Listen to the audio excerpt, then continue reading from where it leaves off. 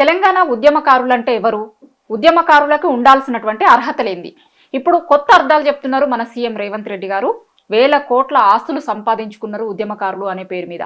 ఈ మధ్య ఇప్పుడు కొత్త చర్చను ఎందుకు తెర మీదకి తీసుకొస్తున్నారు సీఎం గారు? అట్లనే కాళేశ్వరం మీద ప్రస్తుతం చర్చ అంతా జరుగుతున్న టైంలో ఎందుకు ఇట్లాంటి చర్చలు తెర మీదకి వస్తున్నాయి? చాలా ఇష్యూస్ మీద మాట్లాడదాం, కాళేశ్వరం మీద కావచ్చు, అట్లనే ఉద్యమకారుల గురించి కావచ్చు. చాలా ఇష్యూస్ తోని మాట్లాడేందుకు వి ప్రకాష్ గారు ఉన్నారు మనతో పాటు.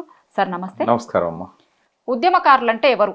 సీఎం గారు ఒక కొత్త అర్థం చెప్తున్నట్టున్నారు. మీ దృష్టిలో ఉద్యమకారులు అంటే ఎవరు? బహుశా ఆయన దృష్టిలో తన ₹1 కోసం ఆశపడి ముఖ్యమంత్రి ₹1 ఇస్తే బాగుండు అని చెప్పి ఎదురు చూసి ఆ ₹1 తీసుకున్న వాళ్ళే ఉద్యమకారులు కావచ్చు ఆయన దృష్టిలో. ఎందుకంటే ఉద్యమకారులకు నేను చేస్తున్న సహాయం అని 9 మందికి చేశాడు. మరి నిజంగా వాళ్ళేనా తెలంగాణ ఉద్యమకారులు అంటే? వాళ్ళ త్యాగాలను తప్పకుండా వెలగట్టలేము, వాళ్ళంతా గొప్ప వాళ్ళు. బట్ తెలంగాణ ఉద్యమాన్ని ఎవరు ప్రారంభించారు, ఎవరు ముందు తీసుకెళ్లారు, ఎవరి చేతిలో అది విజయం వైపుగా పరుగులు తీసింది, ఎవరి చేతిలో రాష్ట్రం విముక్తి అయింది, ఎవరు లేకుండా తెలంగాణ వచ్చేది కాదు. ఇప్పుడు తెలంగాణ ప్రజలకు తెలుసు. రేవంత్ రెడ్డి కావాలని చెప్పి ఏం చేస్తున్నాడంటే ఉద్యమకారుల మీద బురద చల్లడానికి, ఉద్యమకారులను వాళ్ళ చరిత్రలో వాళ్ళ స్థానాన్ని చెరిపివేయడానికి అదే పనిగా తను ఒక ప్రయత్నాన్ని గత 6.5 సంవత్సరాల నుంచి చేస్తున్నాడు. ఆయన పిసిసి అధ్యక్షుడు ఆయన కాడ నుంచి దానికి ఒక పేపర్లలో స్థానం దొరికింది. అంతకుముందు ఆయన ఒక ఎమ్మెల్యే, తెలుగుదేశంలో ఒక నాయకుడు. బట్ ఎప్పుడైతే పిసిసి ప్రెసిడెంట్ అయ్యాడో ఆ రోజు నుంచి బురద జల్లే కార్యక్రమం పెట్టుకున్నాడు ఉద్యమకారుల మీద. ఇక్కడ ఒకటి, ఆయన ఎన్నడూ కూడా ఉద్యమకారుడు కాదు. ఉద్యమకారుడు కాకున్నా పర్వాలేదు, ఉద్యమ ద్రోహి. ఉద్యమకారుల మీదకి తుపాకీ ఎక్కువ పెట్టిన ఉద్యమ ద్రోహి. అందరు తెలంగాణ కోసం ప్రాణాలు అర్పిస్తుంటే, అమరులైతుంటే తెలంగాణ వద్దని చెప్పిన చంద్రబాబు నాయుడుతో జతగట్టిన వ్యక్తి. చంద్రబాబు నాయుడు ఎంత ద్రోహం చేసిండో తెలంగాణ ఉద్యమానికి ఒకసారి గుర్తు చేసుకుందాం. సోనియా గాంధీ సైతం బిల్లు పెట్టి ముందు 2009 మనం చూసినట్టయితే డిసెంబర్ 9 నాడు ప్రకటన చేస్తే డిసెంబర్ 7 నాడు అఖిలపక్షంలో వాళ్ళ పార్టీ ప్రతినిధి వచ్చిన వాళ్ళు మేము తెలంగాణకు సపోర్ట్ చేస్తున్నాం, కేసీఆర్ దీక్ష విరమింపజేయండి అన్నారు. దాన్ని నమ్మి చిదంబరము, సోనియా గాంధీ కలిసి తెలంగాణ ప్రకటన చేస్తే ఇదే తెలుగుదేశం పార్టీ ఆఫీస్ నుంచి కుట్ర చేసి కాంగ్రెస్ ఎంపీలను, ఎమ్మెల్యేలను అందరినీ రాజీనామా చేయించి అసెంబ్లీలో ఎమ్మెల్యేల రిజిగ్నేషన్ లెటర్స్ అన్ని కూడా స్వయంగా దగ్గర నుండి కాంగ్రెస్, టీడీపీ కలిసి చేసిన కథ. రోషయ్య గారు ఉన్నారు అప్పుడు ముఖ్యమంత్రిగా. అక్కడనేమో బస్సులు అరేంజ్ చేసి ఇద్దరు కలిసి చట్టాపట్టాలు వేసుకొని బస్సుల యాత్రలు చేశారు. ప్రజల స్పందన లేకపోయినా కూడా కిరాయికి ప్రజలను తీసుకొచ్చి తెలంగాణ ఇవ్వద్దని అడ్డుపడ్డారు. మొత్తం ఎంపీలతో రాజీనామా చేయించారు, కాంగ్రెస్ ఎంపీలతో. అంటే గవర్నమెంట్ పడిపోయే పరిస్థితి. ఇక గత్యంతరం లేదని చెప్పి వీళ్ళ కుట్రలను కొంతకాలం దాకా తెలంగాణను వాయిదేద్దామని వాళ్ళు వేశారు. జూలై 30న 2013 నాడు బిల్లు పెట్టిన తర్వాత కూడా ఇదే చంద్రబాబు ప్రత్యేకమైన విమానం వేసుకొని బాల్తాగ్రా దగ్గరికి పోయాడు, బొంబాయికి. లక్నోకి పోయి ములాయం సింగ్ యాదవ్ను కలిశాడు. ఆనాడు ఉన్న ముఖ్య నాయకులందరినీ, బీహార్లో లాలూ ప్రసాద్, మమతా బెనర్జీ, తమిళనాడు పోయి డిఎంకే, అన్నాడీఎంకే నాయకులను మీరు ఎవ్వరు సపోర్ట్ చేయొద్దు పార్లమెంట్లో బిల్లు పెడితే. అద్వానీని కలిశాడు. అద్వానీ అంతకుముందు కొంచెం ఫేవర్గా ఉండే. మోడీని కలిశాడు. మోడీ పార్లమెంట్లో ఆయన డిక్లేర్ అయ్యాడు నెక్స్ట్ ప్రధాని అని. ఆ రోజు మన సీఎం గారు అదే పార్టీలో ఉన్నారు కదా. అయితే రేవంత్ రెడ్డి ఆయన ఎంబడే ఉన్నాడు అప్పుడు. తెలంగాణను వద్దన్న దానిలో మొదటి వ్యక్తి చంద్రబాబు నాయుడు అయితే ఆయన పక్కన ఉన్నది రెండో వ్యక్తి రేవంత్ రెడ్డి. తెలంగాణ ద్రోహిగా నేనంటే తప్పేమని ఉన్నదా? ఉద్యమకారులకు నేను అడుగుతున్నా, తెలంగాణ ప్రజలను అడుగుతున్నా. తెలంగాణ ఉద్యమకారుల మీద తుపాకీ పెట్టినోడు ఉద్యమ ద్రోహి కాకపోతే ఏమవుతాడు? పోనీ గత 6.5 సంవత్సరాలు కావచ్చు, తెలంగాణ ఉద్యమం నడిచిన 25 ఏళ్ళు కావచ్చు, ఎన్నడన్నా రేవంత్ రెడ్డి నోటి నుంచి జై తెలంగాణ అనే మాట విన్నామా? ఆ తెలంగాణ ఉద్యమంలో లేకపోయినా పార్టీలో కొద్ది రోజులు ఉన్నాడు. జెడ్పీటీసీ టికెట్ ఇవ్వకపోతే తెలంగాణ ఉద్యమాన్ని, పార్టీని వదిలిపెట్టిపోయినాడు చిన్న పదవి కోసం. ఇక ఆయన ఏం తెలంగాణ ఉద్యమకారుడు? కాకపోతే తనలాగానే అందరు ఉండాలి. ఇప్పుడు అందరు ఉద్యమకారులు, ఆయన ఒక్కడు ఉద్యమకారుడు కాదు. ఆ పార్టీలో కూడా ఉన్న వాళ్ళు కొందరు, జూపల్లి కృష్ణారావు లాంటి వాళ్ళు కాంగ్రెస్ లో మంత్రి పదవుల్లో ఉండి కూడా తెలంగాణ కోసం రాజీనామా పెట్టి వచ్చిన వాళ్ళు. తుమ్మల కావచ్చు, జూపల్లి కావచ్చు. తుమ్మల తర్వాత వచ్చిండు. బట్ తెలంగాణ ఉద్యమానికి అడ్డుపడ్డ వాళ్ళల్లో రేవంత్ రెడ్డి ప్రముఖుడు టీడీపీలో. మరి అటువంటి వ్యక్తి ఎన్నడూ అమరుల స్థూపం దగ్గర పోయి నివాళులు అర్పించిన దాఖలాలు ఇప్పటిదాకా ముఖ్యమంత్రి 1.5 year అయినా. జై తెలంగాణ అనేది రాష్ట్ర నినాదం ఇయ్యాల. నువ్వు జై జై తెలంగాణ పాటనేమో అధికార గీతంగా పెడతావు, నువ్వు ఎన్నడూ జై తెలంగాణ నువ్వు నీకేం చిత్తశుద్ధి ఉన్నట్టు. పోనీ అమరుల స్థూపం దగ్గర పోయి ఎన్నడన్నా పూలు చల్లినవా?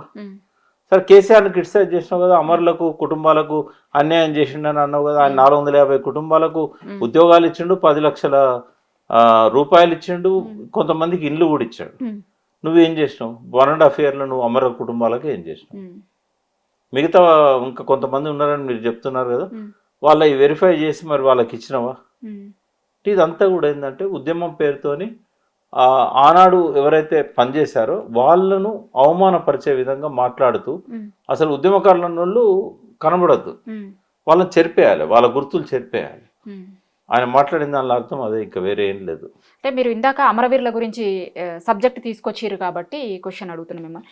అమరవీరుల కుటుంబ సభ్యులు శంకరమ్మ పోటీ చేసిన దగ్గర అదే కాంగ్రెస్ పార్టీ నాయకులు పోటీకి కూడా పెట్టారు. ఇప్పుడు అదే కాంగ్రెస్ ప్రభుత్వం ముఖ్యమంత్రి ఉద్యమకారుల గురించి మాట్లాడడం, అమరవీరుల గురించి మాట్లాడడాన్ని ఎట్లా చూస్తారు? పోయిపోయి ఎవరు పిసిసి ప్రెసిడెంట్ పోటీ చేశాడు శంకరమ్మ మీద. అంటే వాళ్ళు శ్రీకాంతాచారి త్యాగం పట్ల కొంచెమన్నా గౌరవం ఉంటుంటే ఆమెకు యునానిమస్ ఇవ్వాల్సిన సీట్ అది. అది వాళ్ళ సంస్కృతి, అది మనం ఏం చేస్తాం. ఎందుకంటే అందరం ఆ రోజు జేఏసీ నిర్ణయం కట్టుబడి ఉందామని చెప్పి శపథం చేసి ప్రజల ముందు పోయి రాజీనామా చేయాలన్నప్పుడు అందరు పారిపోయారు. ఈవెన్ బీజేపీలో కిషన్ రెడ్డి రాజీనామా చేయలే, కాంగ్రెస్లో ఏ ఒక్కరు రాజీనామా చేయలే, టీడీపీలో కొంతమంది ముందుకు వచ్చినా కూడా రేవంత్ రెడ్డి లాంటి వాళ్ళు ఆపారు వాళ్ళను.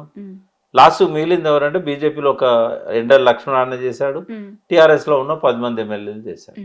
అంటే మీరు ఇందాక జై జై హే తెలంగాణ గురించి అన్నారు కాబట్టి జై తెలంగాణ అంటలేడు సీఎం గారు అనేది మీరు అంటారు, కానీ ఆయన నిన్న దానికి ఎక్స్ప్లెనేషన్ ఇచ్చుకున్నారు. 109 దేశాల సుందరి మనులతోనే నేను జయ జయ హే తెలంగాణ గీతాన్ని పాడించిన, ఇంతకంటే గొప్ప తెలంగాణ వాదం ఎక్కడిది అంటున్నాడు. ఇది ఎక్కడైనా కూడా అంటే ఇది రాష్ట్రం కాబట్టి జనగణమన ఖచ్చితంగా ఈ దేశానికి వచ్చిన ప్రతి వ్యక్తితో పాడిస్తారు. ఎందుకంటే వాళ్ళ ఒక దేశ అధ్యక్షుడు కానీ ఒక దేశ ముఖ్యమైన వ్యక్తి కానీ వచ్చినప్పుడు ఈ జాతీయ గీతము వాళ్ళ జాతీయ గీతం, ఇది సాంప్రదాయం. కాబట్టి వాళ్ళంతా ఇక్కడికి వచ్చినప్పుడు ఏ దేశంలో మిస్ ఇండియా పోటీలు జరిగినా కూడా ఆ దేశ జాతీయ గీతాన్ని వాళ్ళు ఆలపిస్తారు.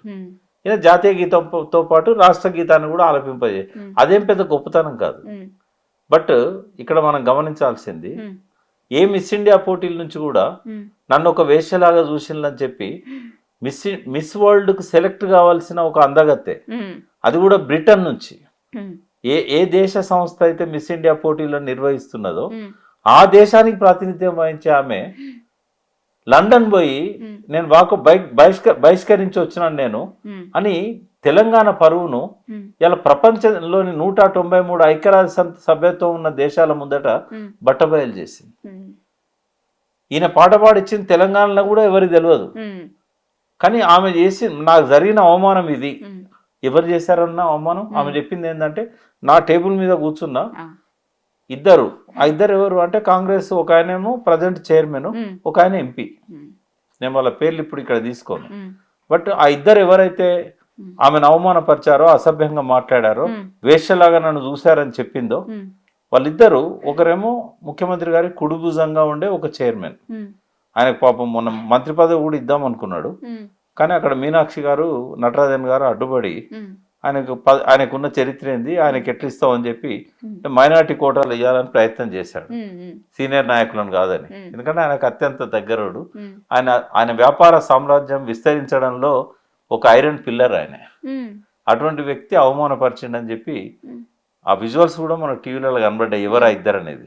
ఇంకొక ఆయన ఎంపీ, యంగ్ ఎంపీ రాజ్యసభ, ఆ ఇద్దరు అవమానించిందని చెప్పి తెలంగాణ పరువును నడి లండన్లో పత్రికా సమావేశంలో ప్రపంచ దేశాల ముందు చెప్పి ప్రపంచం ముందు తెలంగాణ పరువు తీసింది ప్రజలు మర్చిపోవద్దు. రెండవది మా ఊరు రామప్ప, అదే రామప్ప గుడిలో ఇక్కడి ప్రజలతోని ఆ కాళ్ళు కడిగిచ్చాడు వాళ్ళందరికీ. అది 3-4 రోజుల దాకా తెలంగాణ ప్రజలు డైజెస్ట్ చేసుకోలేకపోయారు. అంటే ఇంత అవమానించిన వ్యక్తి నువ్వు పాడించిన పాట ముందట ఇవి ప్రజలను ఆకర్షించినాయి. తెలంగాణ పరువు తీసిండు అనేది ప్రధానంగా కనబడ్డది. నీ గొప్పతనం కంటే కూడా నువ్వు చేసిన కథ ఇట్లున్నదని చెప్పడానికి ఈ విషయాలు చెప్పాను మీకు.